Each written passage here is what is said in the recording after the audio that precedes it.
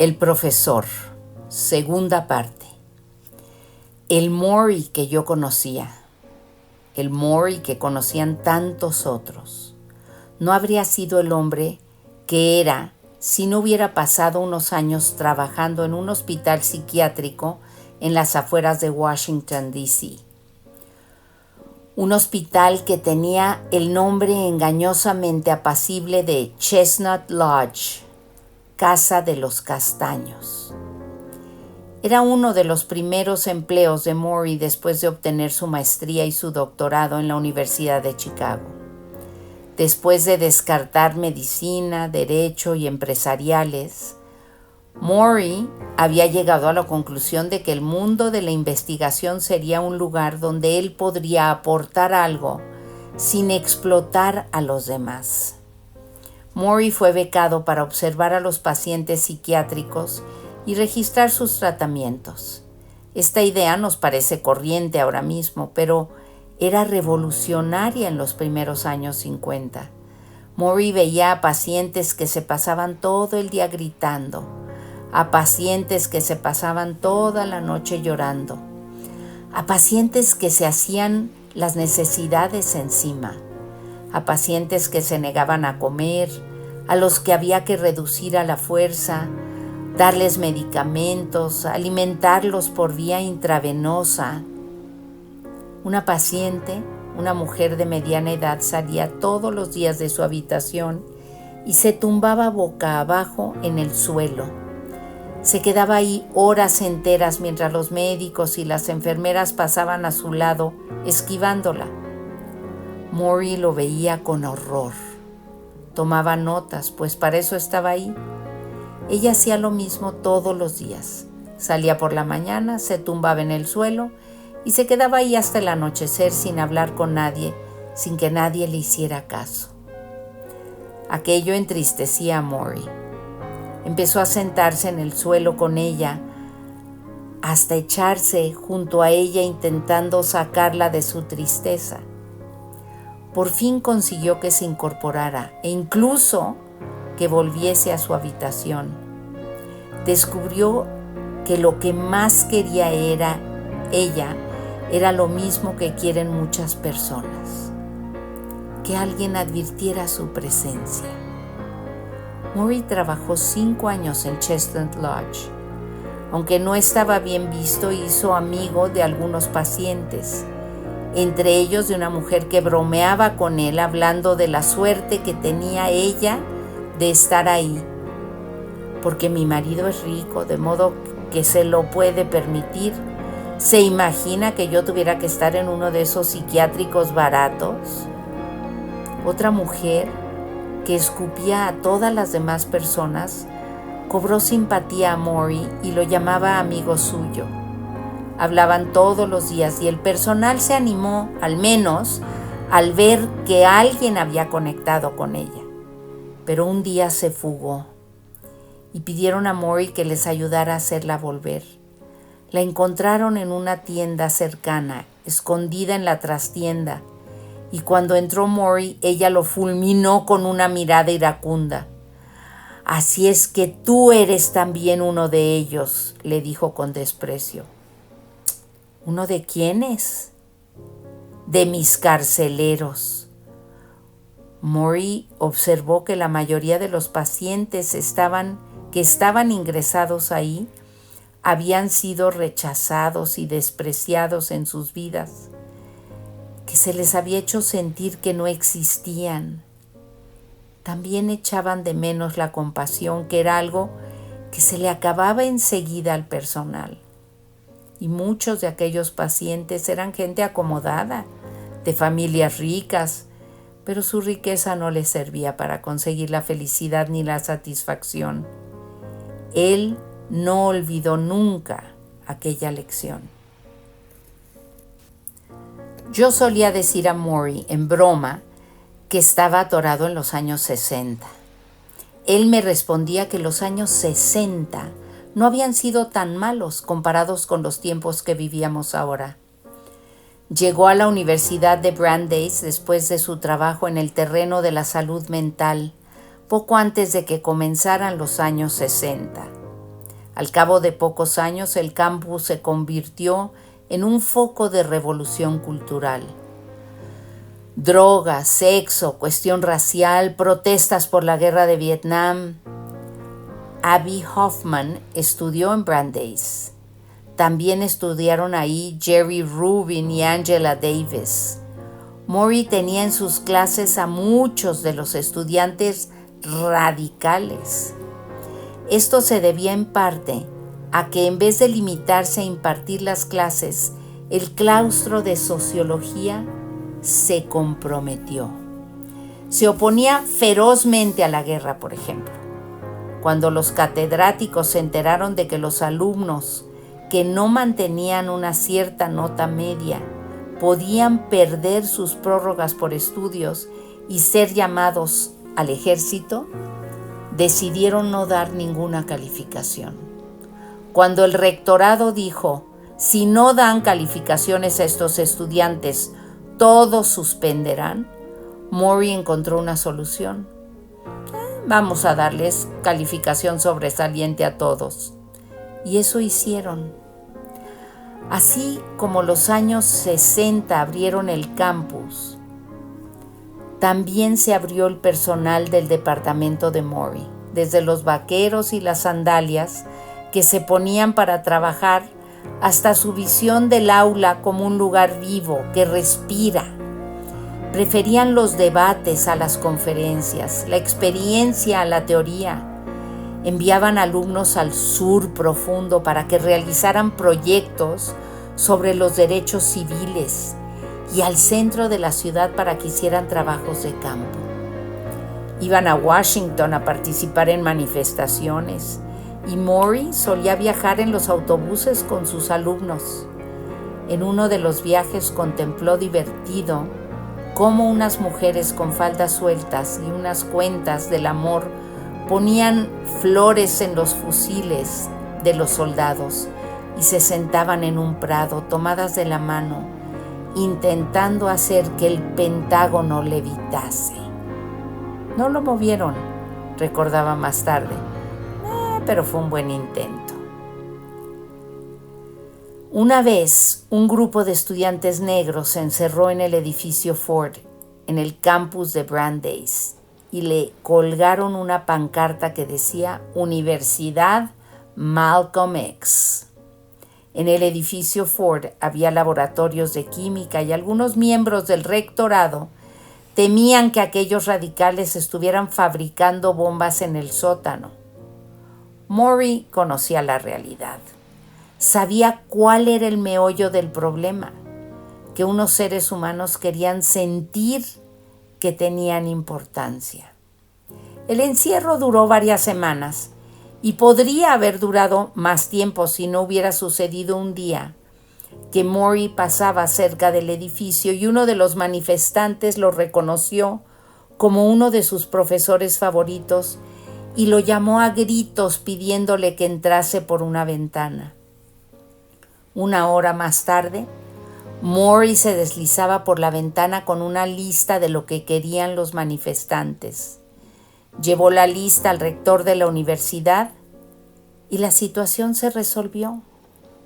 Morrie encontraba siempre buenas soluciones. En Brandeis impartía asignaturas de psicología social, de enfermedad y salud mental, de procesos de grupo. En sus clases se daba poca importancia a lo que ahora llamaríamos conocimientos para la carrera profesional y mucha al desarrollo personal. Y debido a esto, los estudiantes de administración y de derecho de hoy podrían creer que Morrie fue un estúpido ingenuo con sus aportaciones. ¿Cuánto dinero ganaron más tarde sus alumnos?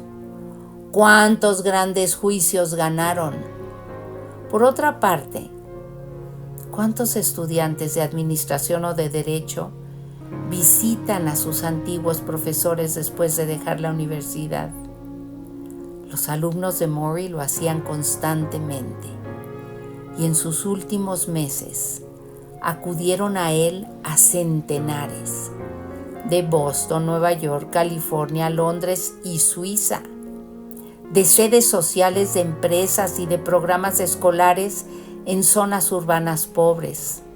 Le llamaban, le escribían, hacían viajes de centenares de kilómetros en auto para dedicarle una visita, una palabra, una sonrisa. Nunca he tenido otro maestro como tú, decían todos. Mientras sigo repitiendo mis visitas a Morrie, empiezo a leer libros que tratan de la muerte, del modo en que las diversas culturas conciben el paso final. Hay una tribu de la región ártica de Norteamérica, por ejemplo, cuyos miembros creen que todas las cosas que hay en la tierra tienen un alma, cuya forma es la del cuerpo que la contiene, en miniatura, de modo que el ciervo tiene dentro un pequeño ciervito y el hombre tiene dentro un hombre pequeñito. Cuando muere el ser grande, esa forma pequeñita sigue viviendo. Puede deslizarse al interior de algo que nace en las proximidades o puede ir a un lugar de descanso temporal en el cielo, en el vientre de un gran espíritu femenino, donde espera hasta que la luna pueda volver a enviarla a la tierra de nuevo. Dicen que a veces la luna está tan ocupada con las nuevas almas del mundo que desaparece del cielo. Por eso tenemos noches sin luna, pero al final la luna regresa siempre como regresamos todos. Eso es lo que creen.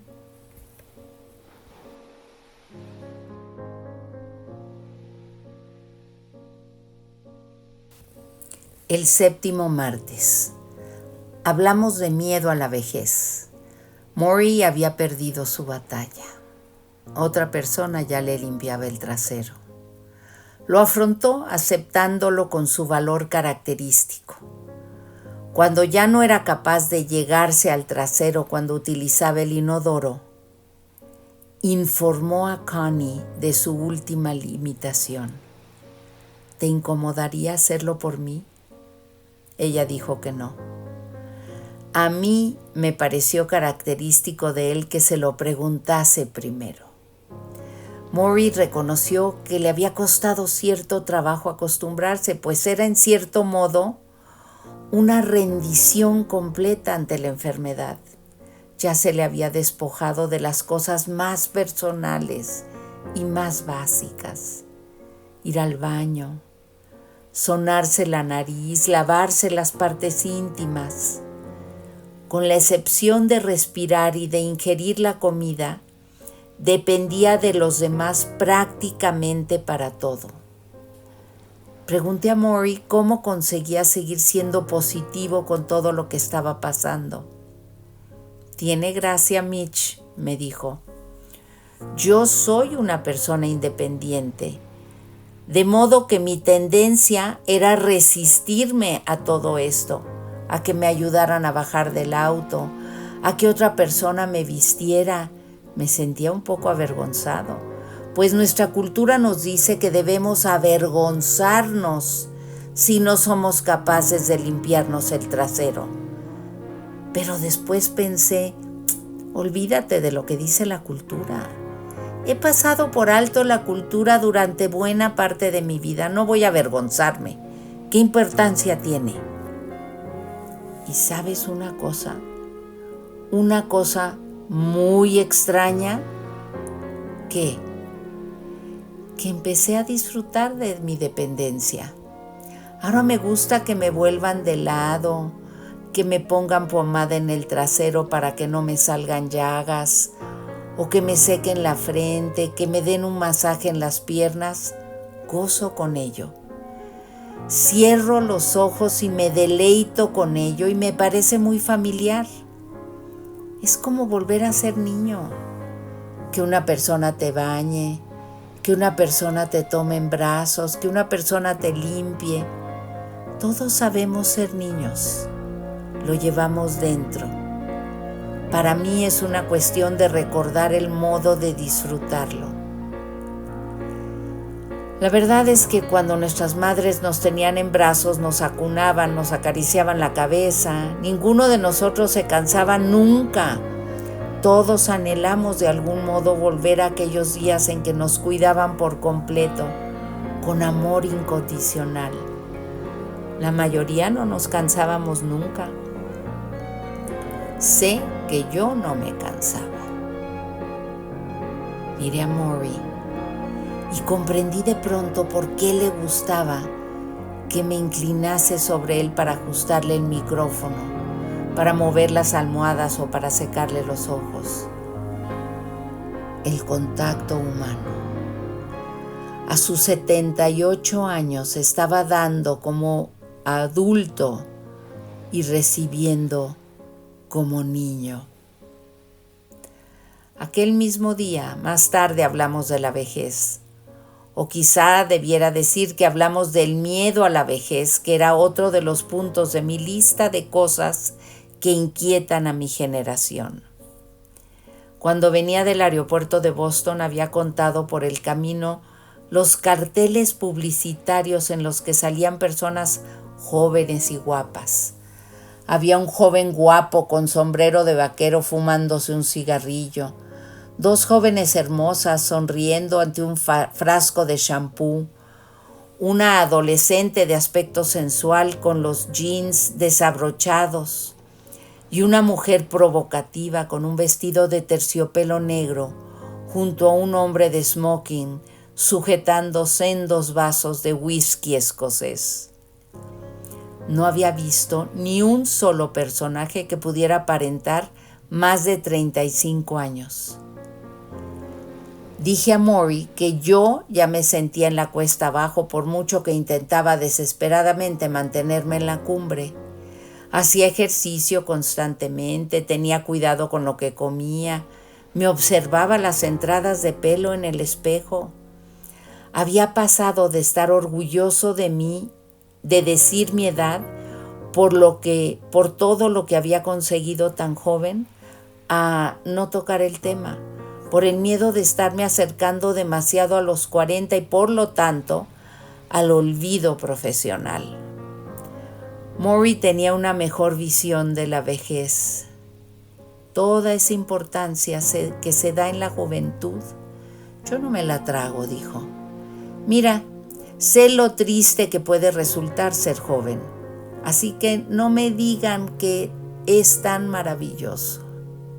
Todos aquellos chicos que acudían a mí con sus penalidades, sus luchas, sus sentimientos de ineptitud, su sensación de que la vida era desgraciada, que se sentían tan mal, que se querían suicidar. Y además de todas las tristezas, los jóvenes no son sabios. Tienen un entendimiento de la vida muy limitado. ¿Quién quiere vivir todos los días cuando no sabe lo que está pasando? Cuando la gente te manipula, te dice que si te compras tal perfume serás guapa, que si te compras tal par de jeans serás atractivo, ¿y tú te lo crees? Es absurdo. ¿No tuviste nunca miedo de hacerte viejo?, le pregunté. Mitch, yo abrazo la vejez. ¿Que la abrazas? Es muy sencillo. Cuando creces aprendes más. Si te quedaras en los 22 años serías siempre tan ignorante como cuando tenías 22 años. El envejecimiento no es solo decadencia, ¿sabes? Es crecimiento. Es algo más que el factor negativo de que te vas a morir. Es también el factor positivo de que entiendes que te vas a morir y de que vives por ello una vida mejor. Sí, dije yo, pero si es tan valioso envejecer, ¿por qué siempre la gente dice, ay, si yo volviera a ser joven? Nunca se oye a nadie decir, ay, ojalá tuviera 65 años. Sonrió. ¿Sabes lo que se trasluce en eso? Vidas insatisfechas, vidas no realizadas, vidas que no han encontrado sentido. Porque si has encontrado un sentido en tu vida, no quieres volver atrás, quieres seguir adelante, Quieres hacer más, ver más. No quieres esperar a tener 65 años. Escucha, debes saber una cosa. Todos los más jóvenes deben saber una cosa. Si estás luchando siempre contra el envejecimiento, vas a ser siempre infeliz, porque te va a llegar en todo caso.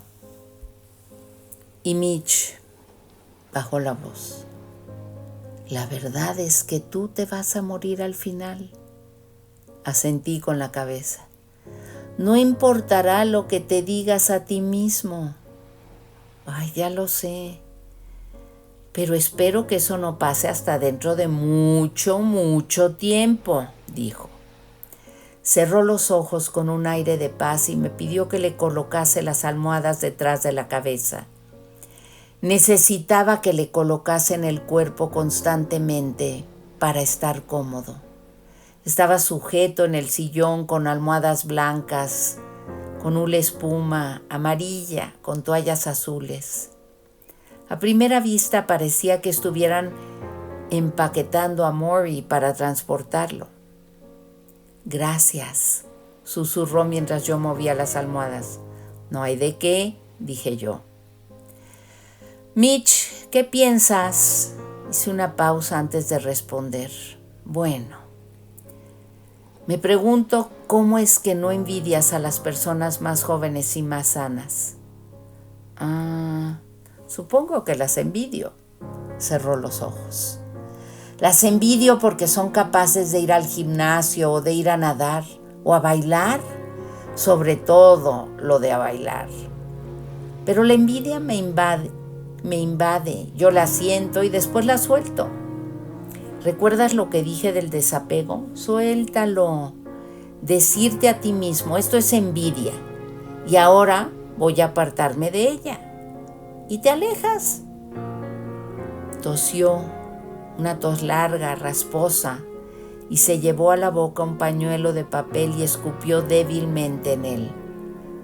Ahí sentado, yo me sentía mucho más fuerte que él, desproporcionadamente más fuerte, como si pudiera levantarlo y echármelo al hombro como un saco de harina. Mi superioridad me turbaba, pues yo me sentía superior, no me sentía superior a él en ningún otro sentido. ¿Cómo consigues no envidiar? ¿Qué? No envidiarme a mí. Sonrió. Mitch, es imposible que los viejos no envidiemos a los jóvenes, pero la cuestión es aceptar quién eres y gozar de ello. Este es tu momento de tener 30 y tantos años. Yo tuve mi momento de tener 30 y tantos años y ahora es mi momento de tener 78. Tienes que encontrar lo que hay de bueno, de verdadero y de hermoso en tu vida, tal como es ahora. Si miras atrás te vuelves competitivo y la edad no es una cuestión de competitividad. Suspiró y bajó los ojos, como para ver cómo se dispersaba su aliento por el aire. La verdad es que una parte de mí tiene todas las edades. Tengo 3 años, tengo 5, tengo 37, tengo 50. He pasado por todas estas edades y sé cómo son. Me encanta ser un niño cuando es adecuado ser un niño. Me encanta ser un viejo sabio cuando es adecuado ser un viejo sabio. Piensa todo lo que puedo ser. Tengo todas las edades hasta la mía, ¿lo entiendes? Asentí con la cabeza. ¿Cómo puedo tener envidia de que estés donde estás cuando yo mismo he estado ahí? El destino hace sucumbir a muchas especies. Solo una se pone en peligro a sí misma. W.H. Auden, el poeta favorito de Maury.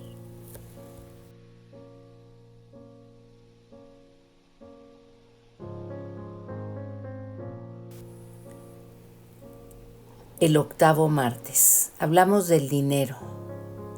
Levanté el periódico para que pudiera verlo Maury. No quiero que se escriba en mi tumba. Nunca tuve una cadena de emisoras. Maury se rió y después sacudió la cabeza. Entraba el sol de la mañana por la ventana que tenía a su espalda y caía sobre las flores rosadas del hibisco que estaba en el alféizar. La frase era de Ted Turner, magnate multimillonario de las comunicaciones, fundador de la CNN, que se estaba lamentando de no haber conseguido apoderarse de la cadena de emisoras CBS en una operación gigantesca de absorción de empresas. Yo había llevado el artículo a Maury aquella mañana porque me preguntaba si Turner, en el caso de encontrarse alguna vez en la situación de mi viejo profesor, perdiendo la respiración, petrificándosele el cuerpo, tachando uno a uno en el calendario los días que le quedaban, se lamentaría verdaderamente de no haber tenido una cadena de emisoras. Todo forma parte de un mismo problema, Mitch, dijo Maury. Depositamos nuestros valores en las cosas equivocadas y eso nos conduce a vivir unas vidas muy desilusionadas. Creo que debemos hablar de esto. Maury estaba centrado. En esos días tenía días buenos y días malos. Estaba pasando un día bueno. La noche anterior había acudido a la casa para cantar ante él un coro a capela. Y él me lo contó con emoción, como si hubieran pasado a visitarlo los mismísimos Ink Spots. Maury ya tenía un poderoso amor a la música, aún antes de ponerse enfermo, pero ahora ese amor era tan intenso que lo conmovía hasta saltársele las lágrimas. A veces escuchaba ópera por la noche, cerrando los ojos, dejándose llevar por las voces magníficas que ascendían y caían. Deberías haber oído aquel coro anoche, Mitch. ¡Qué sonido! A Maury le habían agradado siempre los placeres sinceros. Cantar, reír, bailar. Ahora más que nunca las cosas materiales significaban poco o nada para él. Cuando una persona muere, siempre se oye decir a alguien, no te lo puedes llevar a la tumba. Parecía que Maury lo sabía desde hacía mucho tiempo. En nuestro país estamos practicando el lavado de cerebro en cierto modo, dijo Maury con un suspiro. ¿Sabes cómo se lava el cerebro de la gente? Repitiendo algo una y otra vez. Y eso es lo que hacemos en este país. Poseer cosas es bueno. Más dinero es bueno. Más bienes es bueno. Más comercialismo es bueno. Más es bueno. Más es bueno. Lo repetimos y nos lo repiten una y otra vez hasta que nadie se molesta siquiera en pensar lo contrario.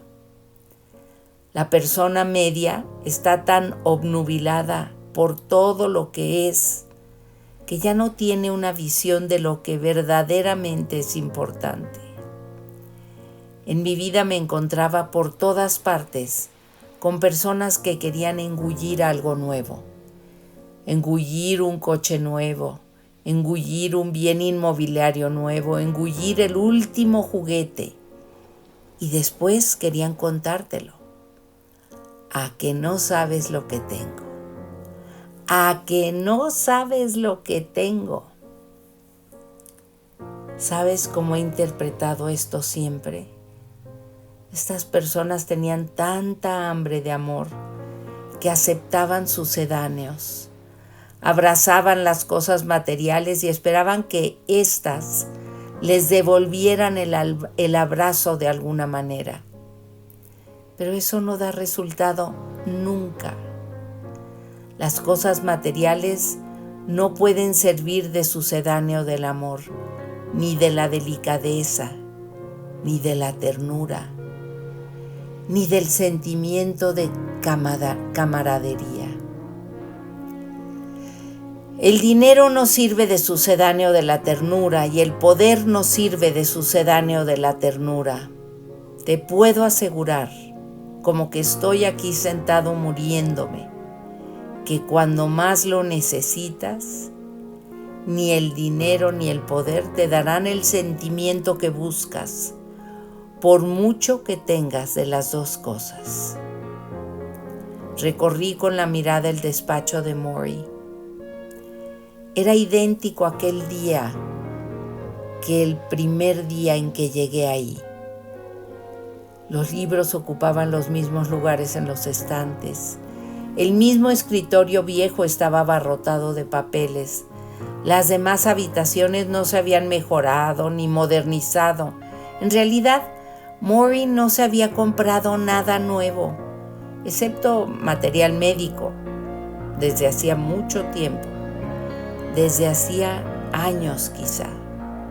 El mismo día que supo que tenía una enfermedad terminal, perdió interés por su poder adquisitivo. Así pues, el televisor era el mismo, de modelo antiguo. El coche que llevaba Charlotte era el mismo, de modelo antiguo. La vajilla, los cubiertos, las toallas eran todas las mismas. Sin embargo, la casa había cambiado drásticamente. Se había llenado de amor, de enseñanzas, de comunicación. Se había llenado de amistad, de familia, de sinceridad y de lágrimas. Se había llenado de compañeros, de alumnos, de maestros de meditación, de fisioterapeutas, de enfermeras y de coros a capela. Se había convertido de una manera muy real en una casa rica, aunque la cuenta corriente de Maury estuviera agotándose rápidamente. En este país hay una gran confusión entre lo que queremos y lo que necesitamos, dijo Maury. Necesitas comida. ¿Quieres un helado de chocolate? Tienes que ser sincero contigo mismo. No necesitas el último auto deportivo, no necesitas una casa más grande. La verdad es que estas cosas no te dan satisfacción. ¿Sabes qué es lo que te da satisfacción de verdad?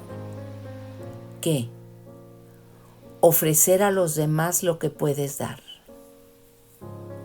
Pareces un Boy Scout. No me refiero al dinero, Mitch. Me refiero a tu tiempo, a tu interés, a tu capacidad para contar cuentos. No es tan difícil. Cerca de aquí han abierto un centro para ancianos. Acuden docenas de personas mayores todos los días. Si eres un hombre o una mujer joven y tienes unos conocimientos, te invitan a que vayas ahí y los enseñes. Suponte que sabes informática. Vas ahí y les enseñas informática. Te reciben muy bien y te lo agradecen mucho. Así es como empiezas a recibir respeto, ofreciendo algo que tienes. Eso lo puedes hacer en muchos sitios. No hace falta que tengas un gran talento. En los hospitales y en las residencias de ancianos hay personas solas que no quieren más que algo de compañía. Juegas a las cartas con un hombre mayor que está solo y encuentras un nuevo respeto hacia ti mismo, porque te necesitan. ¿Recuerdas lo que te dije de encontrar una vida llena de sentido? Lo escribí, pero ahora lo puedo repetir de memoria. Dedícate a amar a los demás, dedícate a la comunidad que te rodea y dedícate a crear algo que te aporte un norte y un sentido.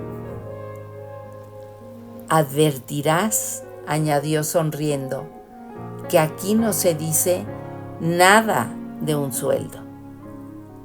Yo apuntaba en un bloc de hojas amarillas algunas de las cosas que decía Morrie. Lo hacía principalmente porque no quería que me viera los ojos, que supiera lo que pensaba yo, que yo había perseguido durante una buena parte de mi vida, desde mi graduación, aquellas mismas cosas que él había denunciado. Juguetes mayores, una casa más bonita. Como yo trabajaba entre deportistas ricos y famosos, me había convencido a mí mismo de que mis necesidades eran realistas, de que mi codicia era insignificante comparada con la de ellos. Aquello era una cortina de humo. Morrie lo había puesto de manifiesto. Mitch, si lo que quieres es presumir ante los que están en la cumbre, olvídalo. Te despreciarán de todos modos. Y si lo que quieres es presumir ante los que están por debajo, olvídalo. No harán más que envidiarte. Un alto nivel social no te llevará a ninguna parte. Solo un corazón abierto te permitirá flotar equitativamente entre todos. Hizo una pausa y me miró. Me estoy muriendo, ¿no es así? Sí. ¿Por qué crees que es tan importante para mí escuchar los problemas de otras personas? ¿Acaso no tengo bastante dolor y sufrimiento propios? Claro, los tengo. Pero lo que me hace sentir vivo es dar a los demás. No es mi auto ni mi casa.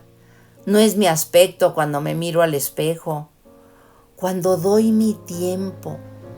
Cuando puedo hacer sonreír a alguien que se sentía triste.